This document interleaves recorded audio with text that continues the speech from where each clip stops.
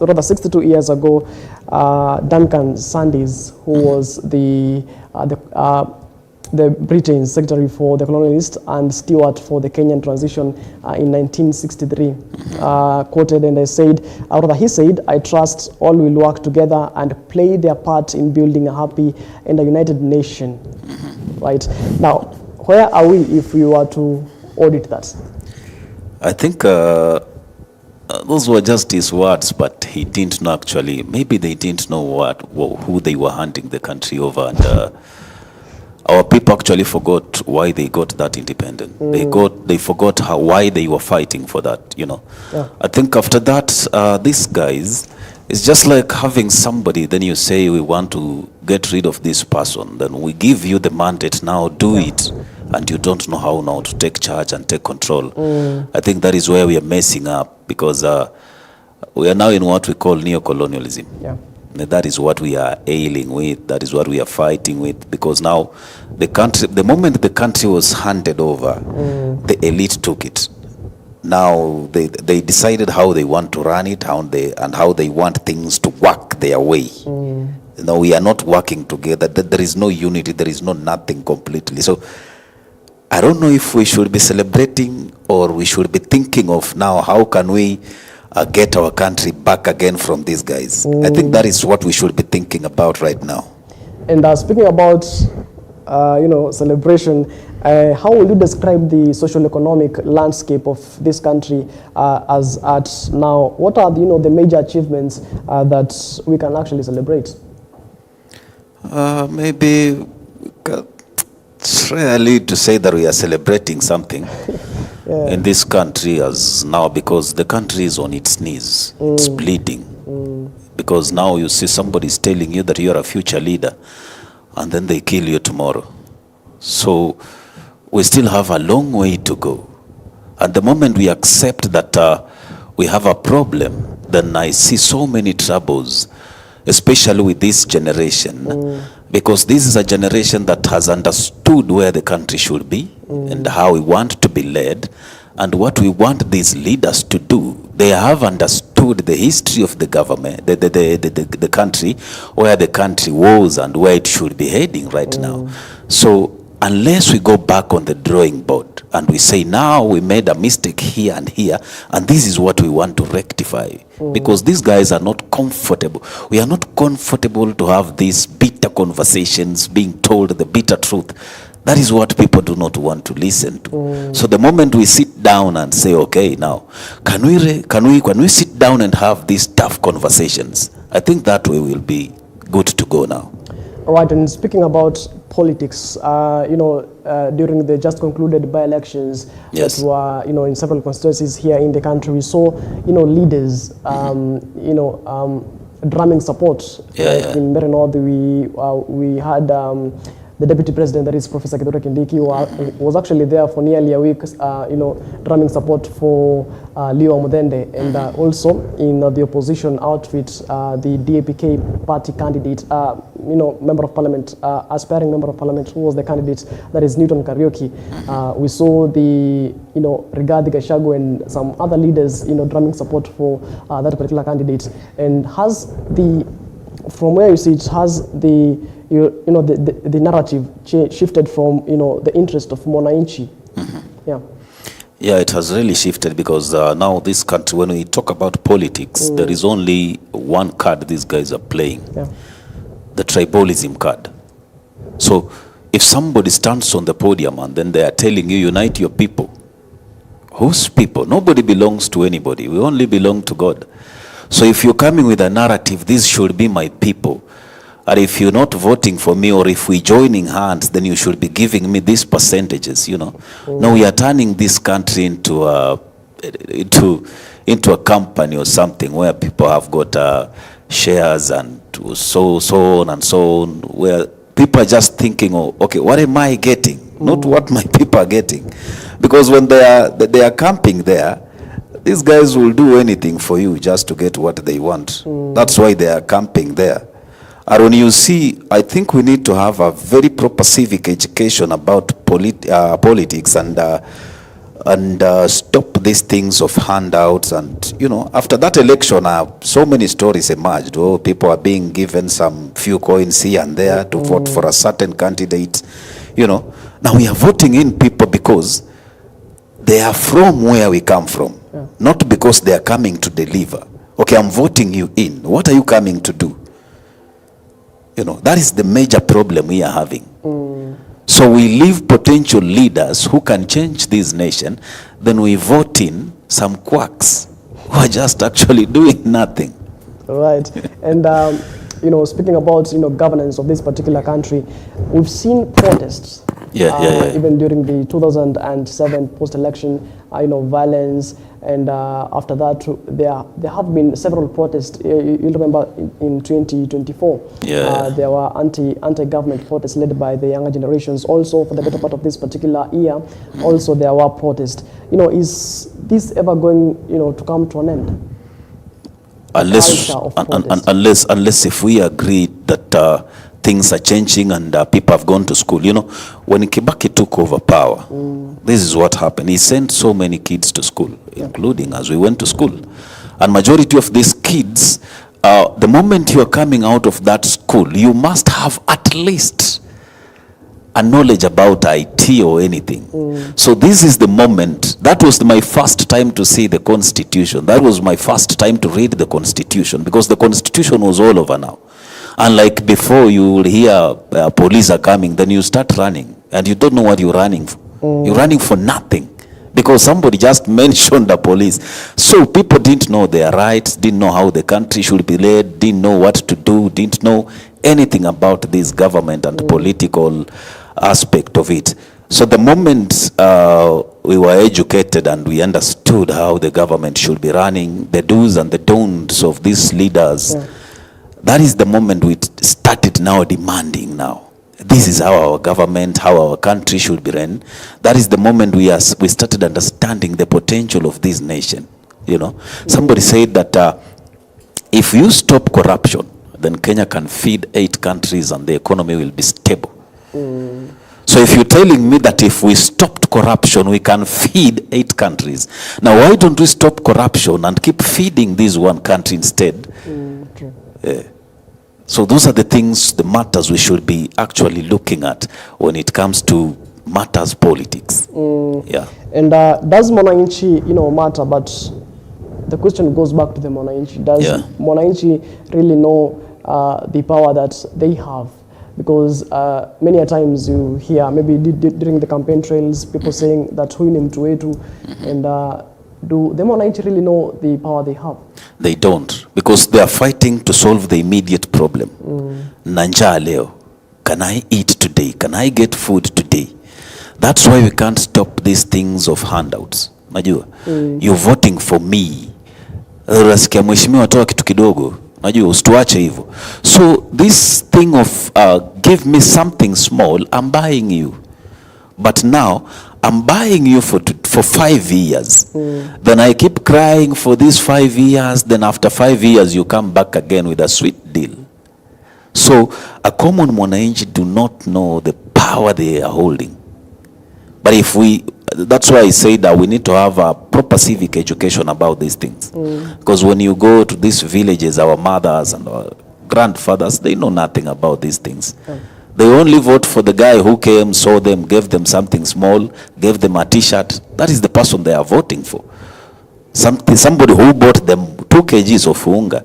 So you're solving an immediate problem. Because Nanja sai lazima, I have to be full right now. I don't care about tomorrow. And speaking about the by-elections that were just concluded, the IBC, that was the commissioners, the newly instituted commissioners, that was their first by-election. And from where you sit, from how you saw, the by-elections going, and of course we saw violence. It was marked by violence, and the united opposition, was saying that it was rigged, and some of many other stories. So from where you sit, do you see the IBC, as in, can the IBC manage the general elections, given that the by-elections were marked by violence? Maybe they can manage if they decide to do proper work, putting the country on their shoulders and say, now, we are the one to determine where the country is headed now, because the power is in their hands, you know. These are politicians, power comes and go, you know, but the country will be here forever. So if we start thinking like, okay, like what Saitoti said, that it comes a moment where the country is more better than an individual. So if we started thinking in that manner, where we value our country more than anything else, you see, I think they can do a better job if they decide to. But if they decide to be swayed by the power of a brown envelope, then I still see troubles. So a lot of troubles. And don't forget that we have realized so many things, how we have been lied to, how what we should be doing. That's why we'll hear on social media youths are saying, okay, now we are also going to form our IBC. You count, we count. So if they are not matching, you'll tell us where you're getting these votes. Where are they trickling in your data? And in our data, we have got nothing, different figures. So the figures must match. All right, and actually yesterday I saw, the United Opposition actually issued a statement in regards to the just concluded by-elections, and they said, the by-elections were not free and fair, and that it were marred by violence and whatnot. And, on the other hand, the IBC chairperson, that is Erastus Edangatakon, said that rigging election in Kenya right now is an impossibility. So, according to, these two views, what are your views? Okay, I don't know about that, but he must tell us rigging is impossible in this country right now. Yeah. No, he should give us what factors is he using to say that rigging is impossible right now? Because rigging starts with you. First of all, like I said, if you accept the power of brown envelope, you can stand up and say, oh, there is no rigging, but you know what you received, and you know what you did. There is no thief who steals and comes publicly and say, I stole. He'll say, I'm a clean man. So violence was there. First of all, we should ask, why was it there? Why were people fighting? It's just a by-election. What about now the general election? If we have seen what we've seen right now, it paints a picture of what we will see come 2027. So this one is just an example of what we should expect. So can we start working on this thing as early as possible, because it has painted a picture of how things should turn if we are not careful with this thing. So the earlier we start preparing, and the IBC also, as he says, rigging is impossible, then he must do his due diligence to see to it that there is no rigging and the election is free and fair. Then that way he'll be leading a country in a proper direction now. And let's shift gears to matters education. We saw that the Treasury CS, that is John Badi, said some time back that Kenya right now it's going low on funding capitation to schools, and we've seen ghost schools, ghost students, of which the government also gives capitation. Now, from where you sit, can corruption really, is it coming to an end really soon? No, that is the biggest animal we are having in the room. There are only three things we are fighting: corruption, number one; number two, tribalism; number three, nepotism. So the moment we fight those three animals, but starting with corruption, because now, tell me why, how many graduates are out here?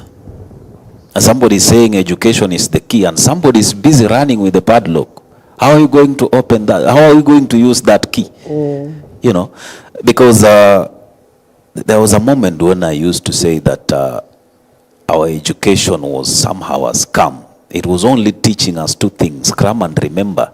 Take, for instance, an IT student who graduated 2 years ago, and tell them you want to employ them in an IT firm. They'll tell you one thing: give me time to refresh. They have forgotten what they learned in school, because now we are being taught more of theory than practical. So they should give us a room. They should create these jobs first of all. I'm going to school, yes. Then after that, Number two, if you saying that there is no money to fund education, your MC has a bursary, your MP has a bursary, your governor has a bursary, your women rep has got a bursary. For what? Why should you give me money and later on I give it back to you? Why don't you just keep this money in one basket and say, okay, now what you do, you will live here for free, but I'll be funding the owner of this building. I'll be paying on your behalf. Now you don't have to, I don't have to give you this money, then you give it back to me, then I give it to the owner of this building. No.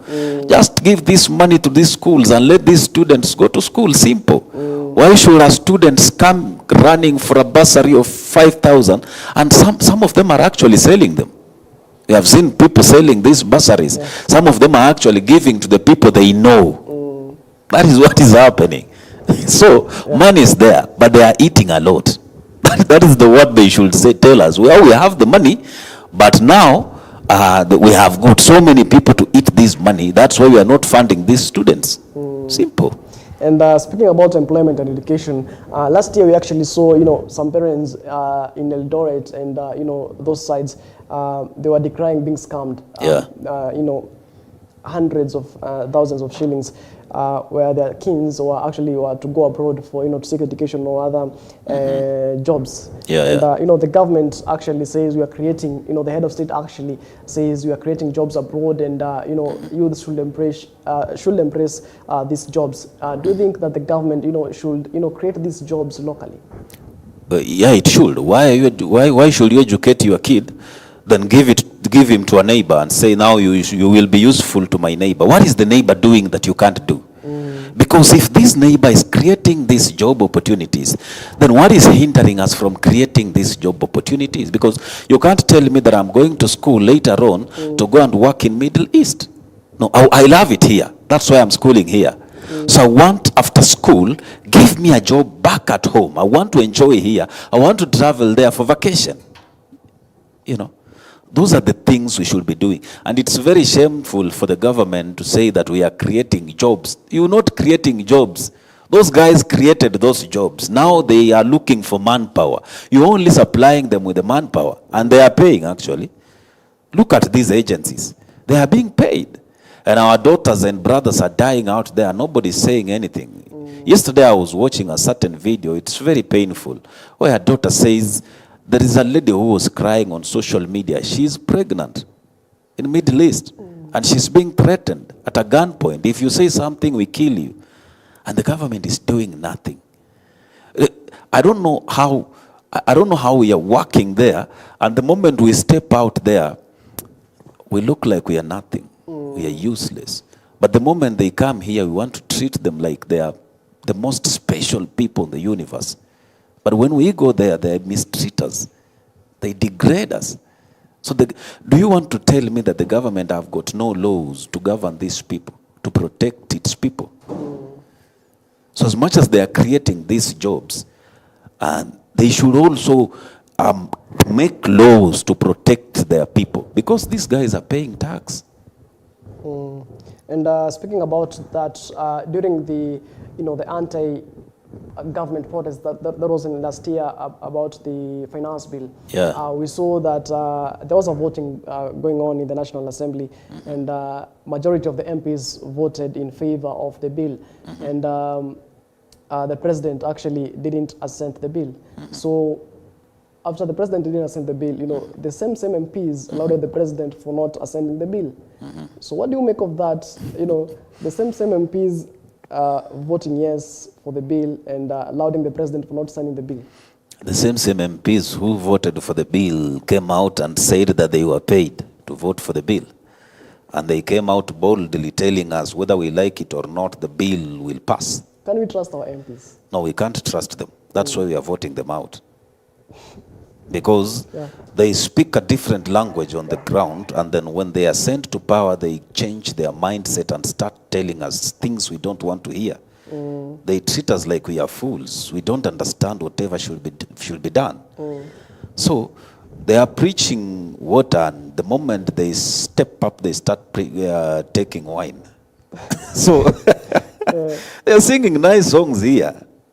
But send them to power, you'll see what they do with power. That's why we tell you, if you want to, Uhuru said, if you want to know the measure of a true leader, see what he does with power. And majority of us, I don't know how we forget things easily. Now our brothers and sisters were killed. We have forgotten already. Yeah. We are still drumming for the same people. The same people who killed our brothers and sisters, we are still drumming for them, how they should be given another chance. And the majority of them, what they do is they run through the church. And pastors pray for them and we say, okay, now everyone deserves another chance. Now they are clean, they are new creatures now. We should trust them even more than we trusted them yesterday. If I have a bad behavior, it's not starting today. Somebody has dealt with it. They have failed to change me. So I'm not coming here as a new person lying to people that I'm coming to do better. If I didn't do better yesterday, how much time do I need now to start changing things? If you can't work for 5 years, why do you need another 5 years and you failed 5 years? What were you doing? Right now they are busy in Uganda enjoying and dancing and doing whatever they do, sports. Okay, wanasema wanapenda michezo, wameenda michezo Uganda. That is the best thing they can do. Right, and speaking about trust and killings, we saw for the better part of 2024 and 2025, we saw Albert Ojwang, who was allegedly murdered in police custody, that is in Central Police Station. And of course, we've spoken about killings. Of course, we saw, massive killings happening. Yeah. Of course, we saw here in Kware where bodies were being retrieved from, sacks. And the prime suspect right now remains at large. He was, he was arrested, and I see, the DCI on their socials posting, if you see, or rather, if you know the whereabouts of this person, and can we trust our security systems, having in mind that several people actually have died in police custody? That's a game. That is a game. Because you can't tell me that somebody who murder people can escape from prison, and there is somebody who just stole a chicken and he can't escape. Yeah. How tactical is this guy who knows the prison very well that he can escape from prison? There are people who have been sentenced to life imprisonment. They have never escaped. They have been there for the rest of their lives. Some are dying there. How comes that this suspect was smart enough to find the way out? And for these guys who have been there for all their years, they have never found that escape route. You can't tell us that, because these guys, they know it's their plan. We must look for somebody now to shift their attention. We have arrested the suspect. What do? Calm the pressure down. That is what we are known for. If the scandal is too much, create another scandal to ease this one. That is what we are doing. Now, I was looking at the issue of Ojwang. That boy was only killed because he saw the inside of the government. If you see the inside of the government, that means you know a lot. And they tell you you talk too much. Now it's time to get rid of you. That's why the boy was done away with. All right, and during the protest, actually, we saw the head of state saying, shoot in the leg. And, these are protesters, unarmed protesters. Is that call an unprecedented call? We need to do one thing. We need to ask ourselves, what happened between a common mwananchi and the police? Because that rift, I don't know if we are going to restore it very soon, because you see a police, we forget they are our brothers and sisters. We see enemies. They look at us, they forget we are brothers. They also look at us and see they are enemies. So who is pushing this narrative where police should not see eye to eye with a common mwananchi? Can they now, can it come to a point where now police also say, now we are not taking orders? Yeah. I saw something in Tanzania, I think ilikuwa juzi, where they refused to shoot. Because you look at this guy, you say, this is my cousin, this is my brother. Why am I shooting? What has he done? If we sat down and said, okay, now let us address our problem. Let us put our house together. What is so difficult with that? Must people die? Okay, they say democracy is not given, it's taken. And when you take democracy, the casualties must be there. But can we now say enough is enough? It's time to sit down and have a sober conversation as brothers and sisters now. And even as we wind up, let's talk a little bit about matters healthcare. There has been, the Social Health Authority, which has been newly, introduced to the people. And I guess it was last year or early this year, we saw a woman who interrupted a meeting in Afia House, I believe, in the Ministry of Health, and she was actually saying that SHA is not working, and they were in the hospital, and they came to the meeting, and the woman was actually later arrested. And what do you make of, the healthcare? Where do we fall short in matters healthcare? Because if you tell me SHA is not working, why are you arresting me if it's not working? Why should you arrest somebody? You should come and tell me it's working now. Don't arrest, make it work. What was so wrong with the NHIF that we had to do away with? If something is wrong, make it better. You don't do away with it. Because what we are doing actually, if you visit majority of these hospitals, there is a hospital I visited and I was told SHA does not stand for scannings. You have to pay cash. It does with some minor things, not these serious things. So if it's not working, it's not working. We can't come here and start lying to ourselves that it's working when we know it's not working. There are those people, sometimes it works, sometimes it's flicky. I don't know. There are people who will tell you it's working. Somebody comes and tells you mine is not working and they have been paying for it. And there is a guy who told me that he was told that his SHA has expired. Then I asked him, how does your money expire now? Where have they dumped your expired money? And even as we wind up moving forward, what adjustments do you foresee that should be done moving forward? What we need to do is we just need to have a sober conversation. We have to accept that we have a problem. Then our leaders have to accept that gone are the days when we knew nothing about governance, when we knew nothing about accountability. So those are the things they need to address. Number two, these are a thing of we are borrowing so much. We are borrowing too much.